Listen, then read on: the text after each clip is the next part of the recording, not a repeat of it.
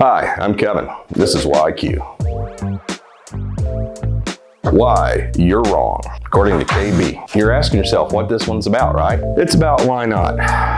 You can't call out other companies, other people. What is Q? I'm gonna steal some of Jay's shine right now. What's Q? All right, it's why not. Why can't I call out other companies when they do dumb shit, when they lie to you? All right, when they lie to themselves, when people say dumb things. I can't call people out because I own the company, because I'm supposed to be professional. I do not judge my professionalism based on the suit that I wear. So I do, I call companies out, so what? I don't lie.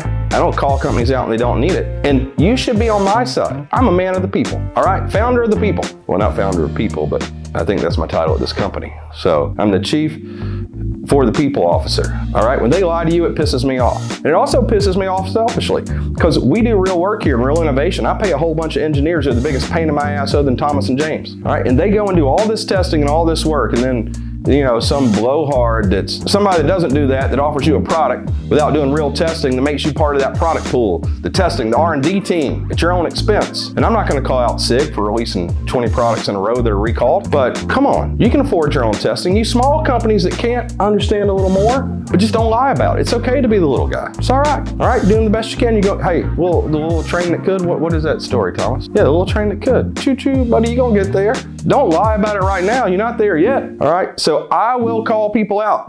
Some of you don't like it. That's cool, just go to the next video, probably me. Or, you know, Daniel Defense does some videos, go to their videos. That outside marketing that they use, it has all the words that people respond to and they act real professional. I don't know, you can support non-innovation. That's cool, hey, it's America, you can do what you want to do, sorta, unless, I don't know, you wanna. All right, so you say, what are some examples? Hey, you can't make a 5.56 shorter than 10.3 that's reliable.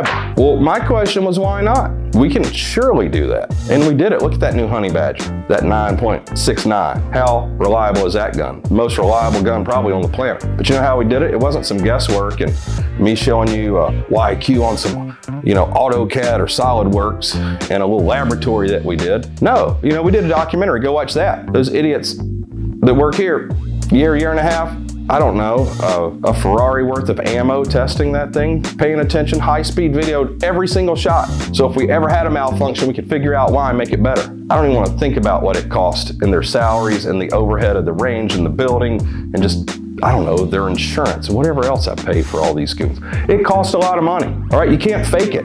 So if I tell you that gun's reliable, it's reliable. Fact check me. And here are the things that I heard. Why you can't do a 10.3, well, less than a 10.3 5.56. And all of you don't even know why it's 10.3 or 10.5. I do. Go Google that, do some research and understand. And you know why I know the Mark 18? Because I was there when it happened, when your parents were in middle school. I was there when it happened. I know why it happened. I know why we have that barrel length, and I bet you don't. Also, so when you tell me it's not reliable, and these are two, so I don't like calling people out, okay? But Brian and Jordan of Q, this is what they said to me. No, it's the industry standard is you can't go below that. And then I heard rule of thumb, because I asked him why you can't do a 10.3. Already knowing we were gonna do shorter. You know how we made it up? That fast twist, so you don't lose anything downrange. So when people say, well, the ammo's doesn't perform, or it's not lethal, I don't know what they say, some dumb shit, energy downrange. Okay, so we sped up the RPMs to make up for losing a tiny bit of linear velocity. Then we also save some length and weight. It's a great system. So I asked them why not. All right, they can't give me an answer. So that's kind of, I don't know, the unwritten motto of Q. That's what we live by here, Thomas. You're like, don't tell me we can't do something. Why can't we do it? And you know, I'm wrong a lot, but it feels good when you're right. You can't have a Dropsafe trigger that's under 5 pounds. Why not?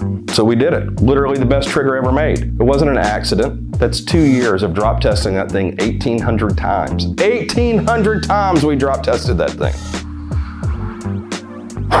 What an expense, what a pain in the ass. Well, it costs $350. Yeah, it does, because all that stuff's not free. So let old, you know, Jim Bob G there do his trigger for you and drop test it 6 times and tell you it's drop safe. Okay, I wonder why it's 5 pounds.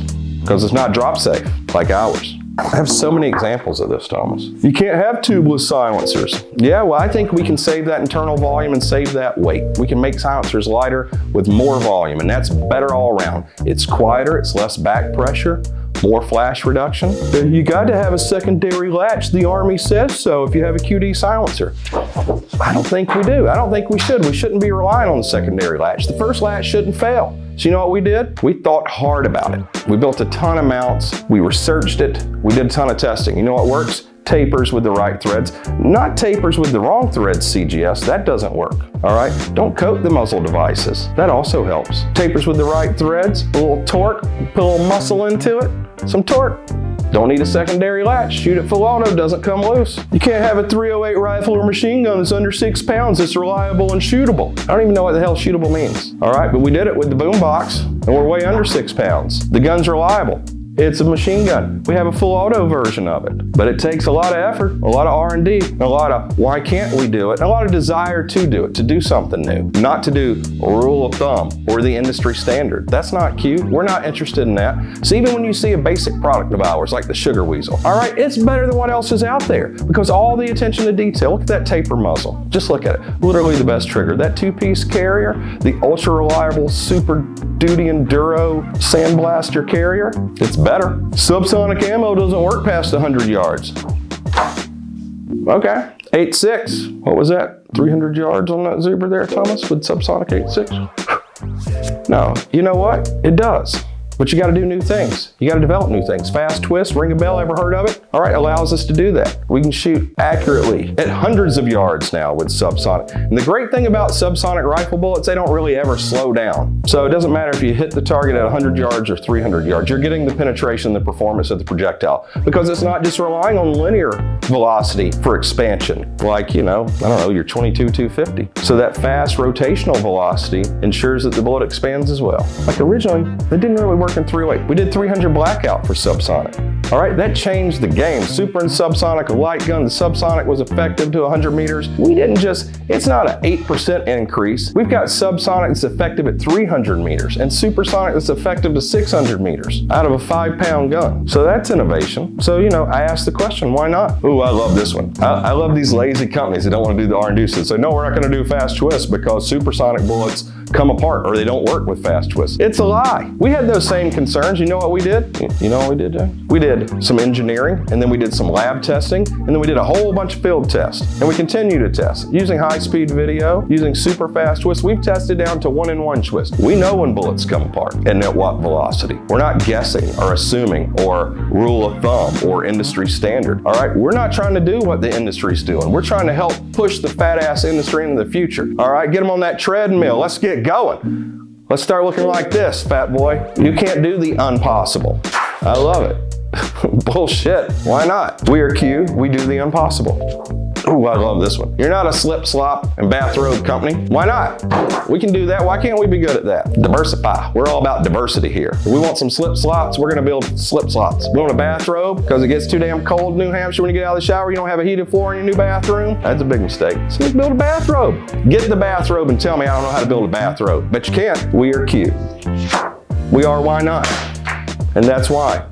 Not.